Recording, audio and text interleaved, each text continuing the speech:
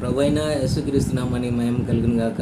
యేసుక్రీస్తు నామములో మీ అందరికి వందనాలు. దేవుడు మిమ్మల్ని దీవించి బలపరచును గాక. పరిశుద్ధ గ్రంథం బైబిల్ దేవుని యొక్క వాక్య భాగాన్ని చదువుకుందాం.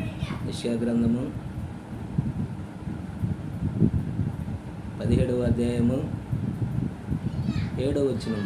యెషయా గ్రంథము 17వ అధ్యాయము 7వ వచనం చదువుతూ ఉన్నాను, గమనించాను. యెహోవాను నమ్ముకొనువాడు ధన్యుడు, యెహోవా వారికి ఆశ్రయముగా ఉండును. ప్రభువైన యేసుక్రీస్తు నామమునకు మహిమ కలుగును గాక. ఎవరండి? యెహోవాను నమ్ముకొనువాడు ధన్యుడు. నిజమేనా? నిజమే దేవుడు బిడ్డలారా. యెహోవాని నమ్ముకోవటము చాలా ధన్యత. ఎందుకో తెలుసా? మనమే గనుక యెహోవాని నమ్ముకుంటే మనం ఎంత ధన్యులము అంటే, నిజంగా మన జీవితం ఎంత గొప్పగా ఉంటుంది అంటే కిందనే రాయబడ్డది. ఏమని? వాడు జలముల యొద్ద నాటబడిన చెట్టు వలె ఉండును. ఎంత గొప్ప ధన్యత అండి!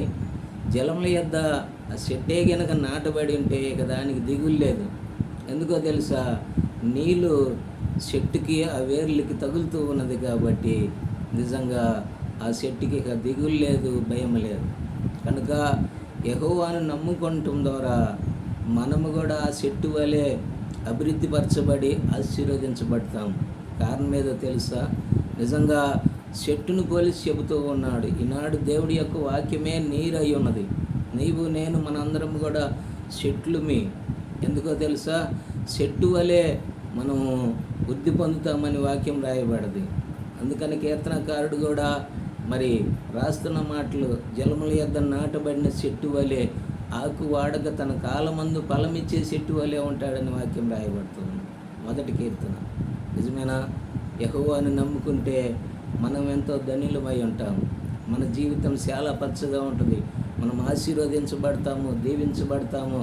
ఏ విషయంలోనైనా కూడా మనం గొప్పగా దీవించబడి మన జీవితము పచ్చగా ఉండటానికి నిజంగా మనల్ని కూడా ఆ నీటి యొద్ద నాటబడే చెట్టు వలె ఉంచే దేవుడై ఉన్నాడు. మనం పచ్చదనంగా ఉంటాము, ఎప్పుడు కూడా వాడిపోము. కారణం ఏమి అంటే వాక్యము జీవజలం అనే యొక్క నది దగ్గర మనము ఉంటాము. మనలోనే జీవజల నది వాక్యం ఉన్నప్పుడు ఆ యొక్క నీళ్ళు ఆ నది పారటానికి అవకాశం ఉంటుంది. కనుక యెహోవా యందు భయభక్తులు కలిగి ఆయన నమ్ముకోవటము చాలా గొప్ప ధన్యత. వాక్యం చాలా చక్కగా యెహోవాను నమ్ముకునేవాడు ధన్యుడు. ఈనాడు చాలామంది దేవుని నమ్మక లోకాన్ని నమ్మి, లోకంలో ఉండే మనుషులను నమ్మి, లోకంలో ఉండే సుఖభోగాల్ని, లోకంలో ఉండే అందాన్ని, లోకంలో ఉండే ధనాన్ని, లోకాన్ని నమ్మినప్పుడు చాలామంది నష్టపోయినారు దేవుడు బిడ్డలారా. అయితే దేవుని నమ్ముకున్న వాళ్ళు మాత్రము ఎప్పటికి కూడా నష్టపోలేదు. వాళ్ళు ఎంతగానో ఆశీర్వదించబడి దీవించబడ్డారు. కారణం ఏదో తెలుసా?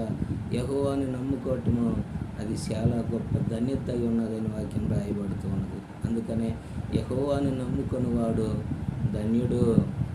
అతడు నీటి కాలువ దగ్గర నాటబడిన చెట్టు వలె ఉంటాడు. నీ నా విశ్వాస జీవితంలో పచ్చదనము కలిగి, దేవుడు వాక్యము కలిగి, దేవుడు వాక్యం అనే జీవజలం నది మనకు తగులుతూ ఉన్నప్పుడు మనము, మన కుటుంబాలు ఎంతగానో ఆశీర్వదించబడి దీవించబడతాము దేవుడి బిడ్డలారా. అలాగా దేవుని నమ్ముకుందాము.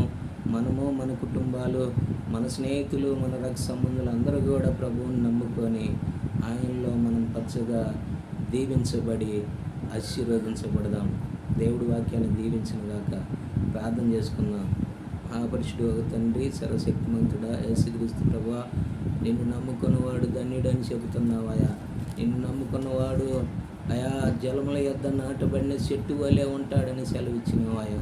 అయా నీ బిడ్డలైన వారు కూడా నేను సంపూర్ణంగా నమ్ముకొని వారు వారి కుటుంబాలు దీవించబడటానికి, వారిని వారి కుటుంబాలను 30 60 100 దీవించమని మా ప్రభువైన యేసుక్రీస్తు నామములో ప్రార్థించి అడిగి వేడుకొనుచున్నాం మా తండ్రి. ఆమేన్. దేవుడి బిడ్డలారా, ఈ వీడియోని కూడా షేర్ చేయండి, లైక్ చేయండి, పరిచర్య కొరకై ప్రార్థన చేయండి. ఆమేన్.